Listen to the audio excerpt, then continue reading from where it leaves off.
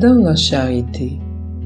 Message du chapitre 31 du livre Notre Pain, dicté par l'auteur spirituel Emmanuel et psychographié par le médium Francisco Cândido Javier.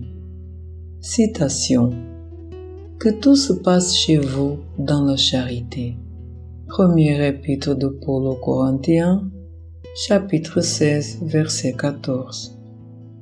Il y a encore de nombreuses personnes qui ne comprennent pas la charité autrement que comme celles qui se revêtent d'habits humbles le samedi ou le dimanche afin de distribuer du pain parmi les défavorisés du sort, qui attendent des calamités publiques pour se manifester ou qui lancent des appels émouvants sur les affiches de la presse.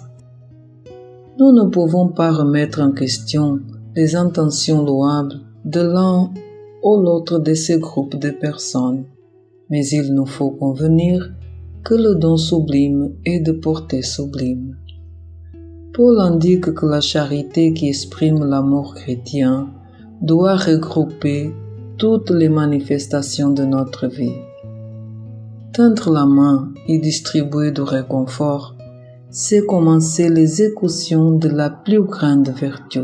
Cependant, toutes les puissances de l'esprit doivent s'ajuster au précepte divin, car il y a de la charité lorsque l'on écoute et que l'on parle, lorsque l'on empêche et que l'on rend possible, lorsque l'on oublie ou que l'on rappelle. Le temps viendra où la bouche, les oreilles et les pieds seront les alliés des mains fraternelles dans les services du bien suprême. Chaque personne, comme chaque chose, a besoin de la contribution de la bonté de manière particulière.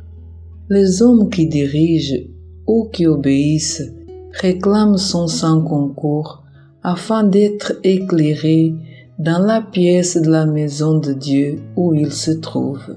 Sans amour sublimé, il y aura toujours de l'obscurité générant des complications. Accomplis la moindre de tes tâches avec charité dès maintenant. Si tu ne trouves pas de rétribution spirituelle dans le domaine de la compréhension de manière immédiate, sache que le Père accompagne chacun de ses enfants avec dévouement. Il y a des pierres et des épines. Place-toi en Jésus et passe.